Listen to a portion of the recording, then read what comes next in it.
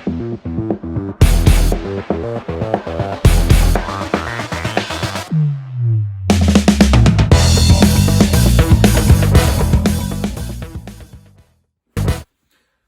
guys, thanks for tuning in today. I'm currently in the process of putting a rod together, and I wanted to go over what it takes to start building your own rods. A lot of you guys know that I've been building my own rods for, it's probably like 5 years now. It's been a long time. And I truly love it. Like, I think it gives me advantages over my competition. I think I build rods that just meet the demands that I expect, and I build them with every little feature that I want. You know, I feel like when I walk into bait shops now and I start looking at other rods, there's always one or two things I do a little differently. They're all like really well built rods, but there's things that I prefer that I would have done differently. And it could be as small as the hook keeper, it could be the guide spacing, the handle, lots of different things. So for me to be able to use a rod that's got every little feature in it that I want is fantastic. I mean, it's just such a good, it's such a good craft to have. And, you know, not to mention if I break a rod or a buddy breaks a rod, they can bring it to me and I can have it repaired, you know, put new tips on, new guides on, all kinds of stuff. I can fix that rod, you know, overnight if we need it that fast. So it's just it's just a great trade to have. So I encourage all of you to go out and try it. Now, I realize not everybody has the time or the money to be able to do it, but it's not that expensive. And I frequently get questions from subscribers that want to know, what does it take? Like, what tools do you need to build your own rods? So I want to do a quick video on just going over all of the different components that we need and the tools that you need to invest in before you can start building your rod. And really it comes down to, for a few $100s, you can have everything that you need to start building rods. If you go to websites like mudhole.com, they've got like beginner kits. Everything that you need to start building rods, you can order in one kit, so you're not going to miss out on anything. You know, I recommend doing that, and then you build your first rod or two, and then you can kind of start understanding what you prefer and start ordering separate components. So they have all the rod kits that you need.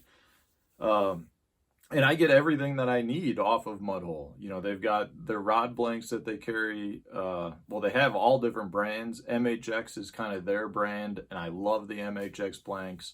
But you can get, you know, St. Croix, you can get whatever else you're looking for at their website. They've got all the tools, all the components, everything. So I just want to do a quick walkthrough of what you need to take a blank like this. You know, this is a NMB 873, one of my favorite rod blanks. I mean, you can see nothing comes on it. It's just a long piece of graphite.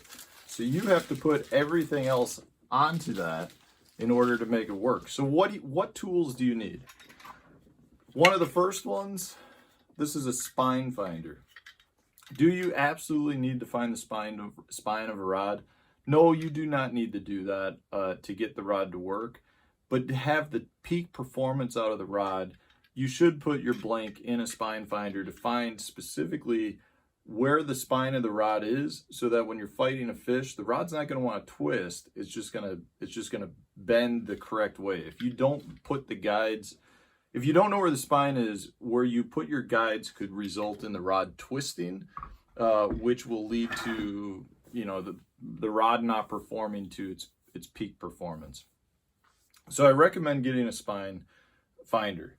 Other than that, so then what we've got here, this is just a hand wrapper. You know, literally, you can spend hundreds of dollars on power wrappers that are foot controlled, but in this case, this is just the hand wrapper. So I put it in here, I can twist it.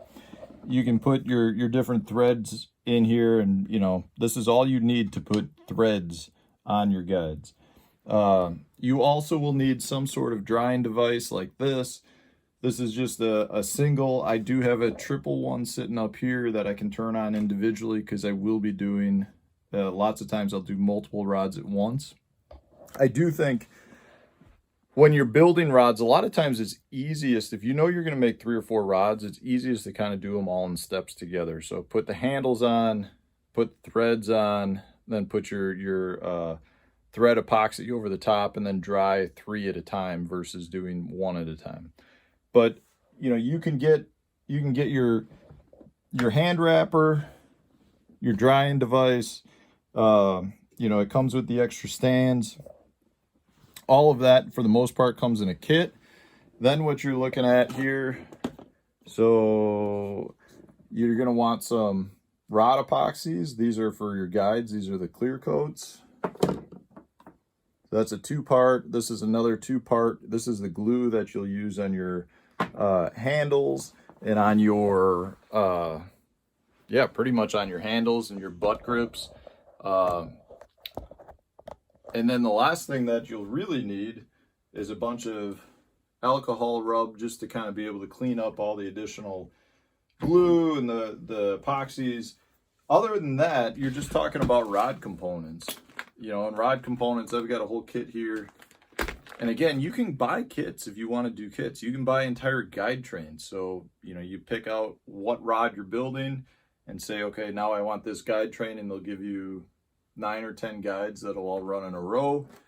You know, I've got, at this point, I've built up all kinds of different pieces that I utilize, all different types of guides and just different handle parts. You know, at this point, I've kind of tried everything. It's one of those things, you know, I'll flip through like the mud hole catalog. This is for those of you who are my age. When we were younger, we used to get the Bass Pro Shops catalog, and you know, it was about that fat, and you would flip through it and you would look for all the new baits and, you know, all the new cool stuff. Well, this is kind of like my current day Bass Pro Shops catalog. When I get the mud hole catalog, I'll go through it and I'll be like, I like those components. I like this sounds great. And I'll order 1 or 2 here and there, and then I'll kind of build with it. And some of them I don't like, some of them I do like, and I'll kind of work them into my arsenal as I move forward. You know, other than that, you're pretty much just looking at different threads. These are all different thread colors that I use. And, you know, your handle components. I mean, everyone chooses different handle components and grip components. I really like the wind grips. I like that feel in my hand, especially when it's wet and cold out. But that's really all you need, guys. For a couple $100, you can have your hand wrapper, your dryers, spine finders, some threads, the guides, you know, everything that you need. And then, you know, really what you're looking at from a blank standpoint is you're going to be spending for the blank probably about 1/3 of what your normal price rod is.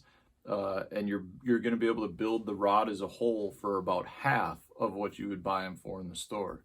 So not only are you saving money on them, you're also then going to be able to build them exactly how you want. And that's, to me, that's worth spending the extra money to get these few components to be able to build my own rods. And after you build 2 or 3, you're pretty much break even if you had gone to the store and spent that money for a full price rod. So guys, I highly recommend trying it. It's one of those things, you know, it makes you a better fisherman. That's really, like, for me, that's been the huge part. I've been able to build rods specifically for the baits that I love to use. It's amazing to me when you put a bait on one rod and you use it and you go, this doesn't feel right. You put it on the right rod and all of a sudden it's like the bait comes alive and it's like your favorite bait to use. And so much of that is about the rods. When I talk to people who are like, I don't like throwing a lipless, or I don't like throwing a chatterbait, or I don't like throwing swim baits, it's usually, in my opinion, because they don't have the right rod. So it's a matter of having the right rod. But once you start building rods, you become so much more in tune with the rod as a whole, and that makes you a better fisherman because now you know how the baits are going to work with that rod. I know if I put it on a 873 versus an 874, I'm going to get a little bit different feel out of it. And that's such a crucial part for me, at least. I'm not saying it's for everybody, but it's such a cool thing to do. And I'll tell you, if you catch a fish on a rod you built, you'll remember it. The only thing I'll say, the worst part about rod building is if you break one, you can't send it back in for a warranty. Mudhole will send you a new blank, but you got to spend the time to build a new rod.